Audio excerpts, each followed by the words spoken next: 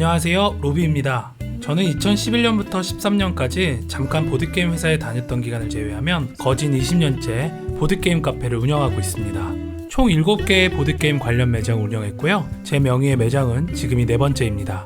오늘은 보드게임을 사랑하는 사람이 보드게임 카페를 창업하지 말아야 할 이유 3가지를 이야기해 볼게요. 보드게임 카페가 카페라는 자영업 카테고리니까 많이 겹칠 수밖에 없는 자영업하지 말아야 할 이유, 더군다나 카페는 안 되는 이유는 아무리 그 이유가 합당하다고 해도 오늘은 제외할게요. 첫 번째, 나의 보드게임 지식과 전문성은 쉽게 대체될 수 있거나 쓸모가 없습니다. 이건 사실 제가 최근에 좀 편하게 영업할 수 있는 장점과 연관되기도 해요. 이제 더 이상 손님에게 보드게임 룰을 설명할 필요가 없습니다. 대부분 손님들은 휴대폰과 태블릿으로 룰을 알아서 찾아봅니다. 최근 젊은 손님 특성상 직원과의 대화도 꺼리기 때문에 게임 추천 역시 잘 받지 않아요. 그렇다는 건 누구나 보드게임 카페를 오픈할 수 있다는 말입니다. 꾸준히 노력해서 자리를 잡아도 옆 건물에 들어온 비보드게이머 자본가의 프랜차이즈 사업장에게 이 사업은 훨씬 더 유리합니다. 당장 투자한 인테리어나 규모의 장사 이야기 말고도요, 전문성보다는 자본이 가격 경쟁을 하기에 유리할 거예요. 물론 나에게 쌓인 경험치와 훌륭한 안목으로 좋은 게임을 찾아내거나 어려워서 접근성은 좋지 않지만 명작인 보드게임들을 엄선하고 추천해 멋진 설명 실력으로 자신만의 단골을 만들 수도 있겠죠. 하지만 장담하건대 그런 일은 카페의 매출과 이윤에 유의미한 영향을 주지 못할 거예요. 나는 보드게임 전문가지만 전문가 타이틀은 매출과 이윤에는 큰 상관이 없었습니다. 오히려 그렇게 보드게임을 많이 알게 된 손님들은 보드게임 카페에는 방문하지 않게 되더라고요. 지금도 룰 설명을 유튜브가 대체할 수 있는데 요즘 시대의 대세인 AI가 더욱 발달한다면 그 전문성은 시간이 지날수록 마치 없는 것과 같을 거예요. 오히려 사업 운영에 손님과 동떨어진 전문가로서의 제 아집과 독선이 들어갈 일만 생겼습니다. 제 입장에서는 가벼운 게임만 하는 뜨내기 손님에게 큰 흥미가 안 생기기도 했고요.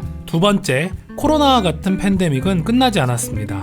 지금은 코로나가 지나고 포스트 코로나라고 불리우는 시기입니다. 다들 변한 것이 무엇인지, 종료 후 어떻게 살아야 하는지를 고민하려고 하지만 사실 새로운 감염병 발생 주기는 2003년 사스, 2009년 신종플루, 2013년 조루 인플루엔자, 2014년 에볼라 바이러스, 2015년 중동호흡기 증후군, 2016년 지카 바이러스 등 2000년대 들어 감염병 발생 주기가 짧아지고 있습니다. 기후위기 때문에 주기가 더 가속화되는 게 자명한 사실이죠. 저도 코로나 때 이런 직접적인 관련이 있던 업종이 아니었다면 그냥 마스크 쓰느라 불편하고 사람 못 만나서 슬펐던 시기로 기억하고 있을 수도 있겠죠. 물론 모두에게 큰 상처를 준 전 세계급 재앙이었지만 어떤 사람들은 월급 줄어들고 자택근무 때문에 불편했던 기억이 전부일 수도 있잖아요. 하지만 그때 우리나라에서 코로나로 인한 경제적 어려움을 못 버텨서 안타까운 선택을 했다는 뉴스가 보도되기까지 한 노래방, 헬스클럽 사장님들이 있었던 것이 사실입니다. 보드게임 카페는 수가 적어 여론을 대표하지 못했을 뿐 노래방과 거의 같은 형태의 놀이사업이죠. 사람이 모여서 마주보고 떠들면서 하는 오프라인 장소 대여업이잖아요. 저는 물론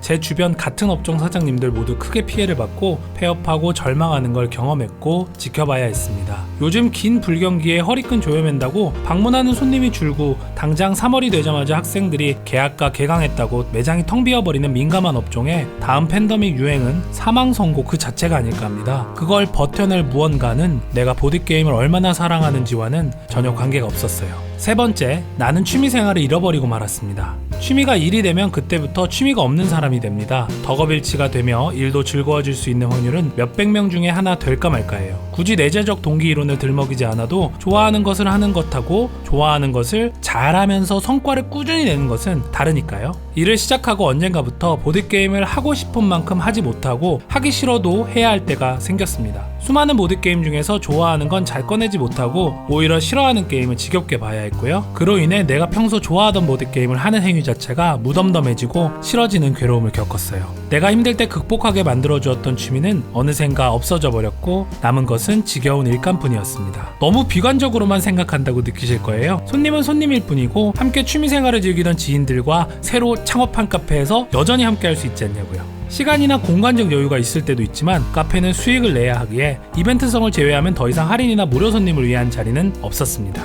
무리해서 내줬을 땐 지인들이 불편했어요. 그리고 모두가 보드게임하기 딱 맞는 황금 시간은 손님들도 영업장소에 들이닥칠 시간이기도 합니다. 취미생활을 함께했던 예전 친구들은 자연스럽게 개인의 집으로 그리고 아지트로 아니면 비교적 저렴한 장소로 서서히 밀려났습니다. 사실 보드게임 개발자나 판매자 혹은 관련 회사에 다니는 사람은 취미생활을 유지할 수 있을지도 몰라요. 하지만 보드게임 카페 운영은 다릅니다. 물론 저는 여전히 친구들을 불러서 보드게임을 하곤 합니다. 하지만 단적인 예로 중학생 때부터 취미이자 놀이이자 일이자 인생이었던 모든 순간을 함께했던 매직 더 게더링을 이제는 아예 하지 않아요. 더 이상 여건이 안 되거든요. 지금까지 보드게이머가 보드게임 카페를 창업하지 말아야 할 이유 3가지를 이야기해봤어요. 사실 카페를 하지 말아야 할 이유, 자영업자가 되지 말아야 할 이유는 더 많습니다. 현실적으로 그것도 다 포함해야 해요. 보드게임 카페를 창업하는 건 그만큼 추천하기 어려운 일입니다. 그런데 왜 이렇게 길게 아직도 하고 있냐고요? 매 순간 어떻게 도망갈까 혹은 어떻게 극복할 수 있을까를 끝없이 고민하고 있으니 이런 영상도 찍을 수 있는 게 아닐까요? 그리고 저와는 다르게 이런 말이 전혀 의미 없을 정도로 당신은 엄청난 열정을 가진 능력자일 수도, 남다른 행운을 타고난 사람일 수도 있고요. 영상을 보시는 모든 분들이 그랬으면 합니다. 오늘 영상은 여기까지고요. 여러분 기회가 된다면 다른 영상에서 만나요. 그리고 오늘도 좋은 하루 보내세요. 영상이 마음에 드셨다면 좋아요, 구독 꼭 부탁드려요. 지금까지 로비였습니다. 감사합니다.